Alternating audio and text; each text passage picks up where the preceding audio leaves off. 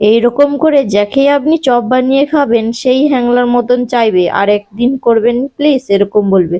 তো আমি প্রথমে কি কি নিয়েছি দেখুন, মোচাটা কেটে নিয়েছি, সেদ্ধ বসিয়ে দিয়েছি।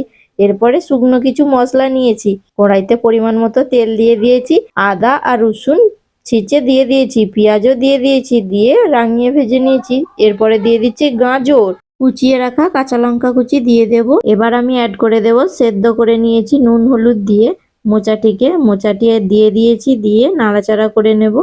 কিছুক্ষণ নাড়াচাড়ার পরে বয়েল করে নেওয়া আলু দিয়ে দিচ্ছি, পরিমাণ মতো হলুদ গুঁড়ো, লঙ্কা গুঁড়ো, লবণ দিয়ে দিয়েছি। এরপর অ্যাড করে দিচ্ছি ধনে গুঁড়ো, মিট মশলাটা দিয়ে দেব। গোটা মশলা নাড়াচাড়া করে গুঁড়ো করে নিয়েছি। এবার আমি মিশিয়ে দিয়েছি। দেখুন বন্ধুরা, মশলাটি তো একদম রেডি। লাস্টে দিয়ে দিচ্ছি ধনেপাতা কুচি, দিয়ে হালকা নাড়াচাড়া করে মশলাটা নামিয়ে নিচ্ছি। দেখুন বন্ধুরা কত সুন্দর মশলা হয়েছে। চপের ব্যাটারটি বানিয়ে নিয়েছি। এরপর আমি মশলাটিকে গোল করে ময়দাতে হালকা মিশিয়ে হাতের সাহায্যে চ্যাপটা করে নিয়েছি। একই রকম ভাবে অনেক তৈরি করে নিয়েছি বন্ধুরা।